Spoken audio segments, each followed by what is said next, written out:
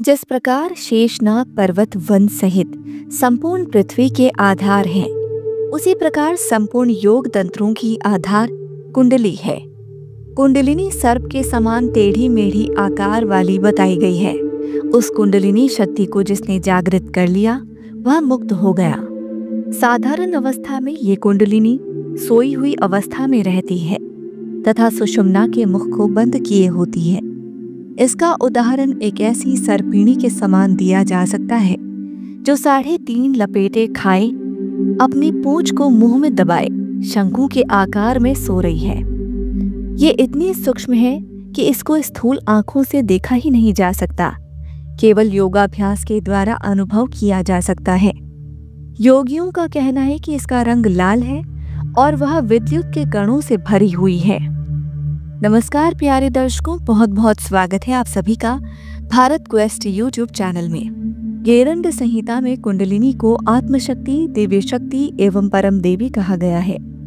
गेरंड संहिता के अनुसार मूलाधार में परम देवी कुंडलिनी 3 वलय वाली सर्पिणी के समान कुंडल मारकर सो रही है।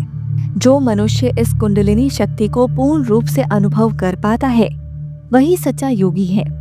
साधारण अवस्था में ये कुंडलिनी सोई हुई अवस्था में रहती है तथा सुषुम्ना के मुख को बंद किए हुए होती है। इसका उदाहरण एक ऐसी सर्पिणियों के समान दिया जा सकता है जो 3.5 लपेटे खाए अपनी पूंछ को मुंह में दबाए शंकु के आकार में सो रही है।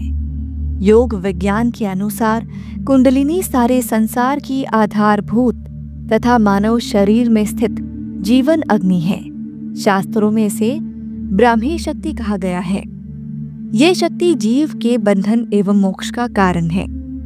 मैडम ब्लेवेट्स्की के अनुसार कुंडलिनी विश्वव्यापी सूक्ष्म विद्युत शक्ति है जो स्थूल बिजली की अपेक्षा कहीं अधिक शक्तिशाली है। इसकी चाल सर्प की चाल की तरह टेढ़ी है। इसे सर्पाकार कहते हैं। प्रकाश की गति लगभग 1,85,000 मील प्रति सेकंड है, पर कुंडलिनी की गति 1 सेकंड में 3,45,000 मील है। गेरंड संहिता के 3रे अध्याय के 44वें-45वें श्लोक में कहा गया है, जब तक वह देह में सोती रहती है तब तक जीवन पशु की तरह अज्ञान के अंधकार में लिप्त है। जब तक सत्य और असत्य का ज्ञान नहीं होता तब तक कितने ही प्रकार के योगाभ्यास क्यों न कर ले, वह अंधकार में डूबा रहता है। योगी महापुरुष इस नाड़ी को जगाने के लिए प्राण का आश्रय लेते हैं। अब सवाल है कि इस महान उपलब्धि को कैसे पाएं? कुंडलिनी जागरण की प्रक्रिया को कैसे संपन्न करें? कुंडलिनी योग की साधना किस तरह करें? चिंता मत कीजिए, हम आपको एक आसान तरीका भी बताएंगे, परंतु इसमें अपेक्षाकृत अधिक समय तथा धैर्य की आवश्यकता होती है। कुंडलिनी साधना का सरलतम उपाय है गायत्री महामंत्र का नियमित जप। ये एक बहुत ही शक्तिशाली, सरल एवं निरापद मार्ग है। इस साधना में आवश्यकता ये है कि गायत्री महामंत्र का जप मानसिक स्तर पर भावात्मक प्रगाढ़ता के साथ मंद गति से किया जाए। ऐसे मंत्र का जाप करने से कुंडलिनी जागरण बिना किसी परेशानी के सही ढंग से हो जाता है। साधना के इस क्रम में उपासना काल के अतिरिक्त भी श्वास के साथ हर पल गायत्री महामंत्र के जप में साधक को संलग्न रहना चाहिए।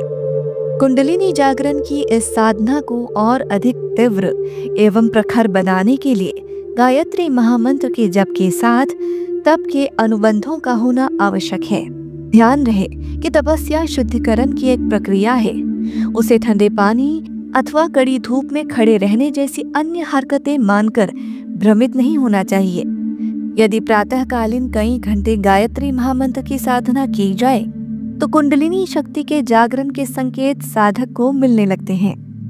लगातार 6 वर्षों की साधना के साथ ही योग साधक पर जागृत कुंडलिनी का अमृत बरसता है, जिसके परिणाम स्वरूप जीवन में विशेषताओं और विभूतियों की संपदा अनायास अंकुरित और पल्लवित होने लगती है, जिसके सतत अभिवर्धन के लिए समर्थ सद्गुरु का संरक्षण अनिवार्य है।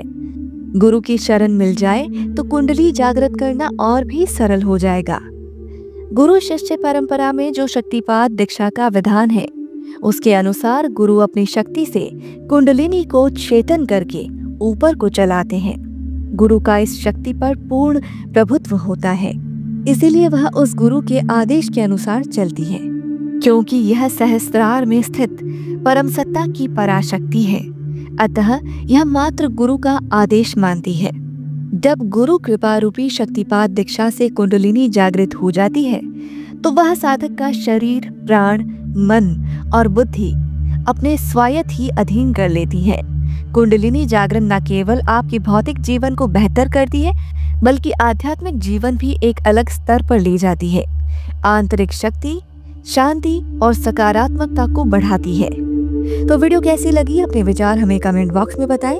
ऐसे ही महत्वपूर्ण विषयों पर जानकारी के लिए भारत क्वेस्ट को आज ही सब्सक्राइब कर लें। धन्यवाद।